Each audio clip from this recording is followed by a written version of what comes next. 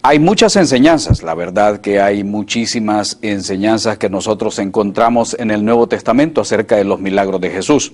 Pero eso sí, debemos dejar bien claro que en cada milagro hay definitivamente una enseñanza para cada uno de nosotros. No es simplemente un milagro por ver un milagro, una maravilla, un portento, un prodigio. No es simplemente ver eso, sino que hay mucho más allá de eso. Por eso es necesario que usted pueda estudiar la palabra del Señor, escudriñar las Escrituras y buscar una relación más estrecha con nuestro Señor y Salvador Jesucristo. En esta ocasión, en este caso, vamos a ver nosotros un poquito acerca de la transformación que el Señor Jesucristo hizo del agua en vino y de la multiplicación que el Señor Jesucristo hizo de aquellos panes y aquellos peces. No, como dije anteriormente, es simplemente una obra que podría llamar la atención o podría traer un cierto beneficio para aquella comunidad, sino algo mucho más allá de eso. Estamos pensando nosotros que trae también una enseñanza de fondo y una intencionalidad de parte del Señor Jesucristo. Si usted va a la Escritura en el capítulo 2 del libro de San Juan, usted encontrará ahí la participación del Señor Jesucristo en las bodas de Caná, Galilea. Pero ¿qué fue lo que sucedió ahí y cuál es el pasaje bíblico que a nosotros nos llama poderosamente la atención? Es casualmente el versículo 11 que dice: este principio de señales hizo Jesús en Caná de Galilea y manifestó su gloria y sus discípulos creyeron en él. Estos principios de señales. Ahora, cuando usted estudia los evangelios, cuando usted estudia los milagros, usted debe de ver también quién es el que escribe. Si es Juan, si es Lucas, si es Marcos o si es Mateo. ¿Quién es el que está haciendo referencia hacia aquel milagro? Es muy diferente que el apóstol San Juan escriba acerca de un milagro de sanidad, y es muy diferente también a ver cómo el médico Lucas hace una descripción con términos que son de aquel tiempo, términos que tienen que ver con las enfermedades que puede describir o prescribir un médico. Puede decir, esto es una sanidad de un enfermo que es hidrópico. Ese que lo vemos nosotros ahí en el Nuevo Testamento, y usted que estudia la palabra del Señor tiene que ver en este caso quién es el que escribe, cuál es la intencionalidad del que escribe o describe aquel milagro. Vemos nosotros en el Evangelio de Juan que hay muchos yo soy. Yo soy el pan de vida, yo soy el buen pastor, yo soy el camino, yo soy la verdad, y así va describiendo el Señor que Él es la luz del mundo y que el que le sigue no andará en tinieblas. Como repito, en este caso es Juan el que escribe, y lo primero que él nos coloca es el milagro de las bodas en Caná, Galilea. ¿Qué hay detrás de todo ese acontecimiento que puede haber llamado la atención de muchísimas personas en cuanto a Jesucristo?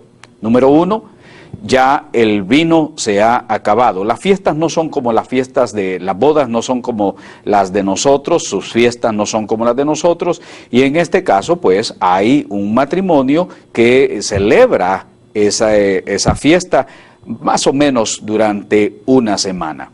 En esa celebración ellos van dirigiéndose por las casas con sus tamboriles, con sus flautas, y la pareja va pues para que se realice el matrimonio. En la fiesta se da al principio el mejor vino, pero ya cuando la fiesta ha avanzado y muchos tienen, como dice la palabra de Dios, el vino que alegra el corazón, pues ya no distinguirían cuál sería el mejor o cuál sería el de menor calidad. En este caso, Jesús se presenta y María viene donde él y le dice: se ha acabado el vino.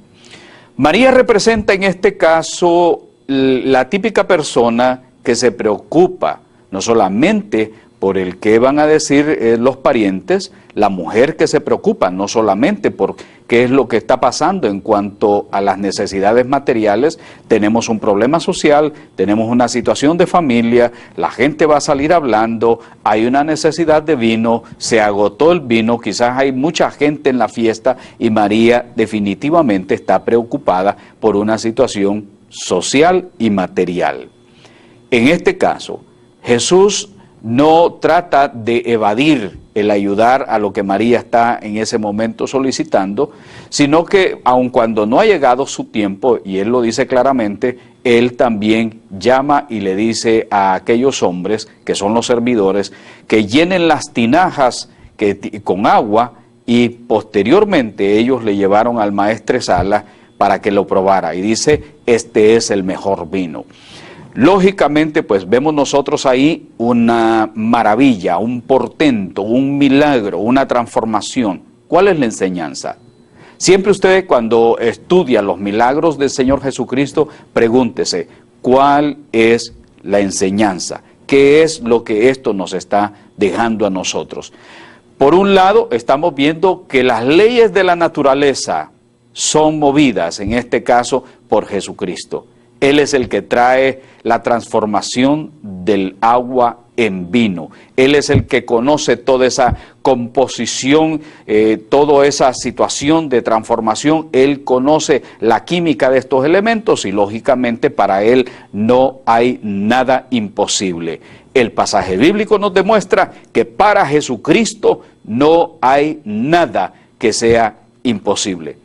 Los químicos podrían hablarnos a nosotros de las composiciones moleculares, los químicos podrían hablarnos a nosotros de qué fue lo que pudo haber sucedido, como lo han intentado hacer muchas personas, que es muy posible que en las tinajas haya quedado los residuos de esa cantidad de vino que pudo haber existido en algún tiempo. Es decir, se podría especular mucho.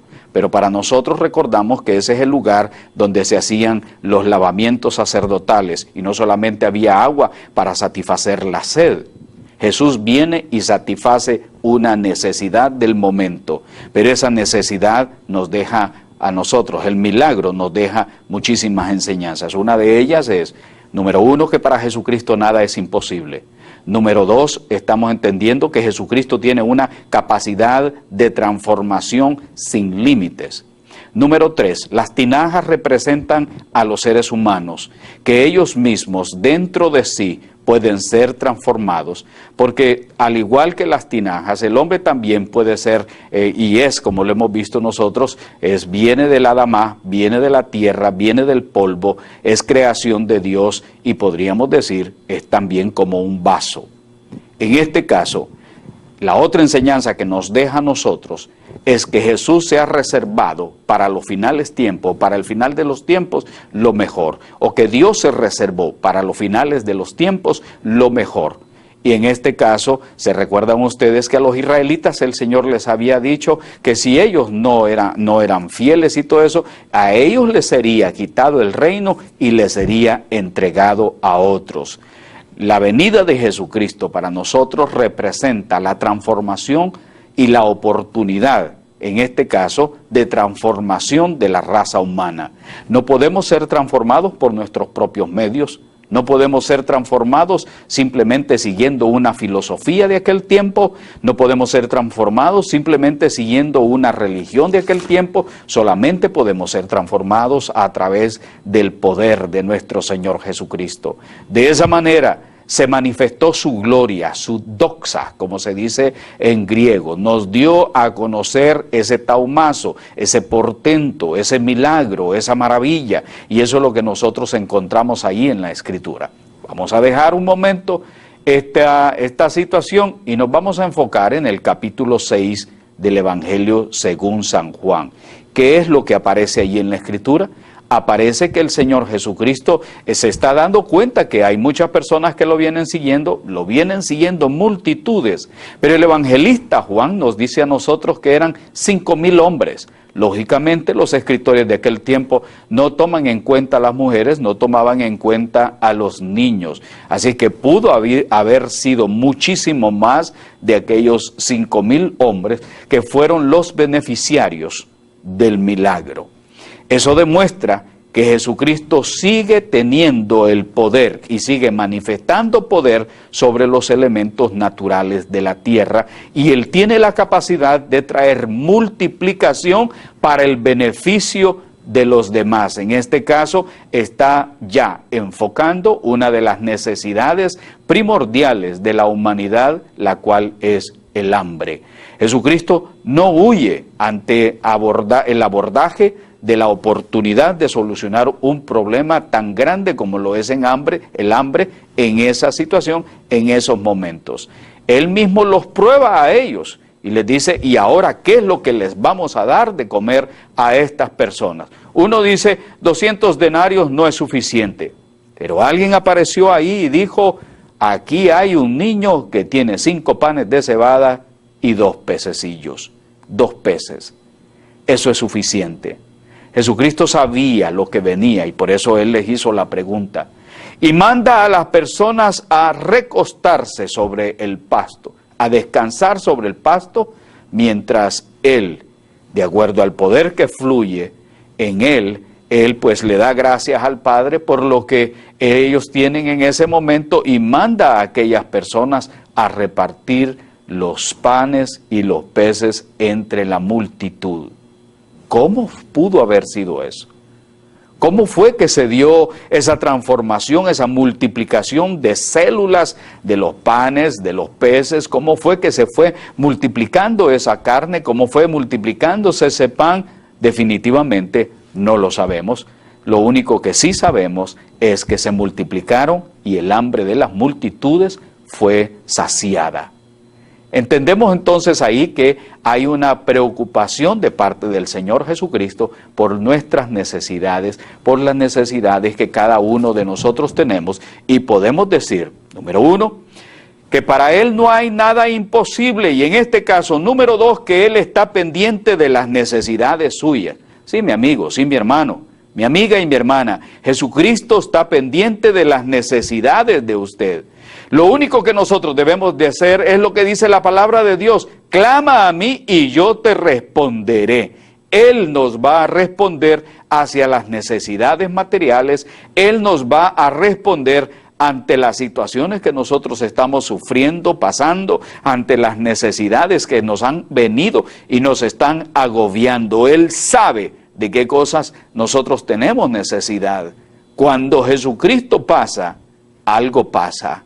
Y Él pasó entre ellos y algo pasó también. Así es que cuando Jesús está en nuestras vidas, cuando Jesús reina en nuestros corazones, algo va a suceder. ¿Y qué es lo que dice en el capítulo 6 del Evangelio según San Juan al final de este acontecimiento? Nos dice a nosotros de que la gente decía: verdaderamente este hombre es un profeta de Dios. Por aquel acontecimiento que se dio, ellos confesaron: este hombre es un profeta de Dios. Y a mí me llamó la atención en gran manera el hecho mismo que Jesús prefirió irse inmediatamente de ahí. La Escritura nos dice a nosotros que Él se fue a otro lugar aparte porque Él sabía que la multitud podía proclamarlo rey.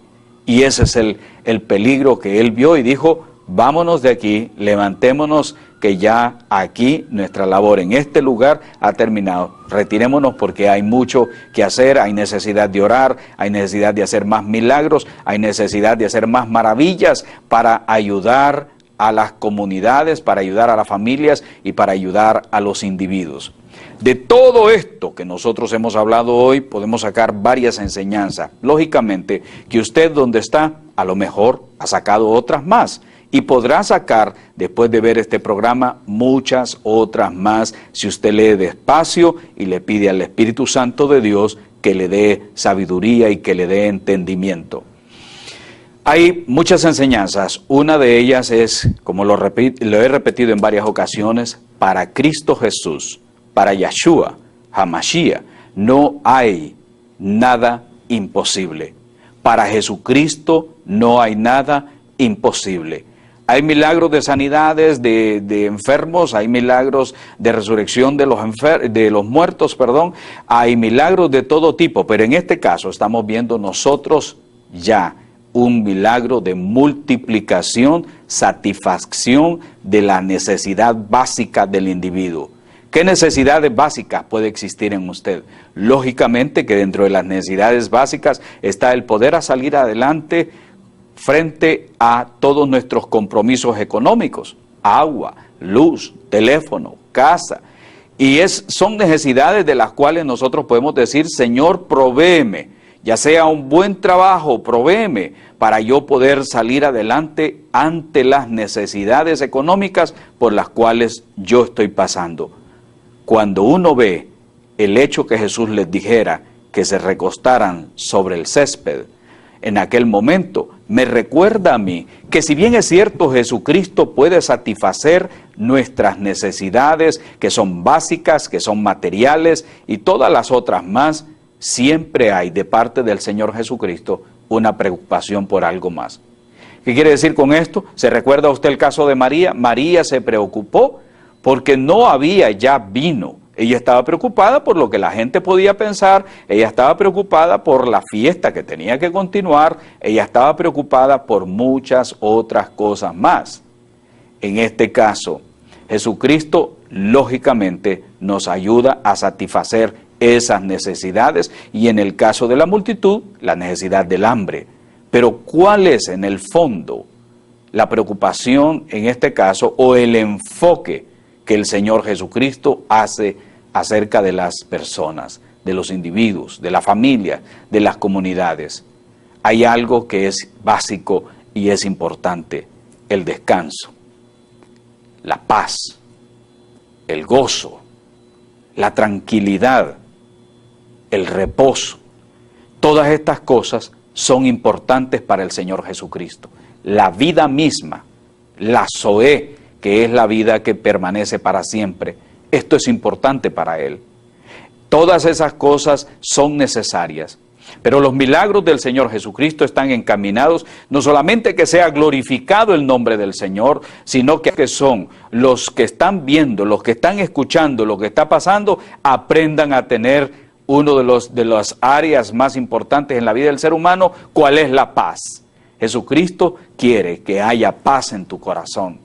Jesucristo quiere que tengas vida completamente y vida en abundancia. Estas son partes que nos ayudan para entender los milagros de Cristo Jesús. Que tú puedas tener esa vida, que tú puedas ser una persona alegre, una persona ante la cual las necesidades básicas están siendo suplidas. Hay algo de lo cual Jesucristo está siempre pendiente y es en el shalom que debe de existir en tu corazón. La paz de Dios que sobrepasa todo entendimiento, que guarda tu corazón y tus pensamientos en Cristo Jesús. Eso es también importante. El gozo que pueda haber en tu corazón es importante. Jesucristo está pendiente de todos y cada uno de nosotros, que tengamos paz, que tengamos vida, que tengamos gozo, que aprendamos a descansar en Él, porque en Él es que está la verdadera paz.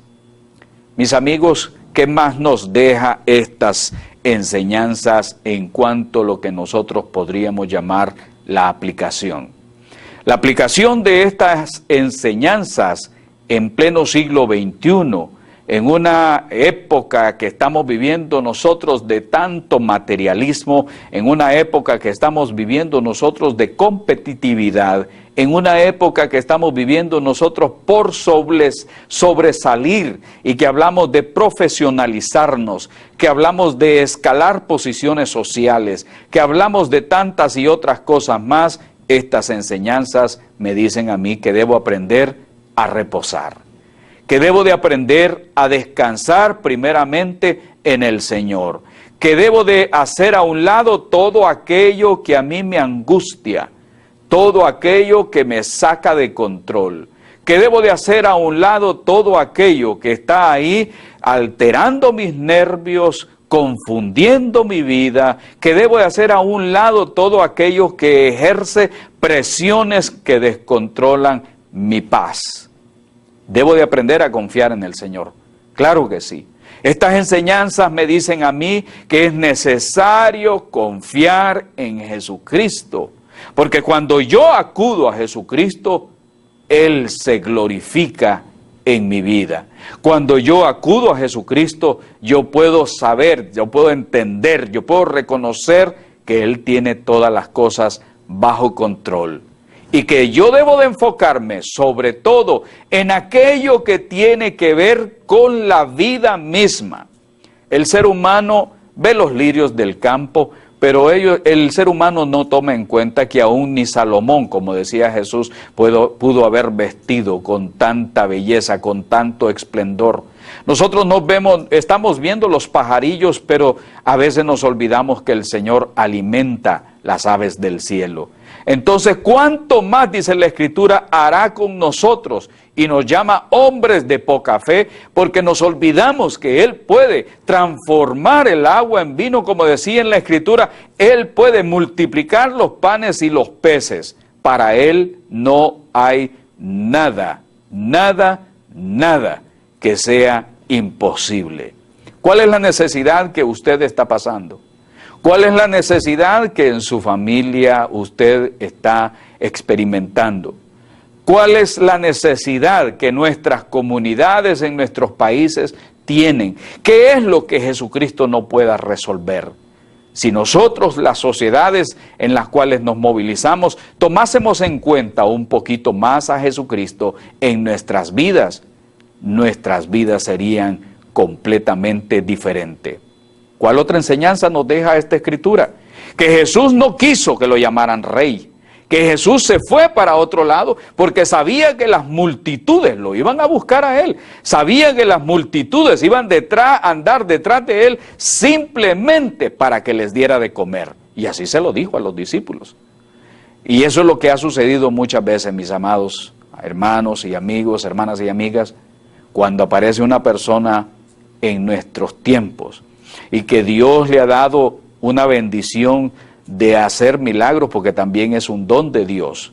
Muchas de estas personas no huyen, no se esconden, no salen, sino que lo que sucede es que se valen de los medios de comunicación masiva, los medios televisivos y radiales, para que se le haga la publicidad a ese ser humano. Ese ha sido el problema más grande que nosotros hemos visto.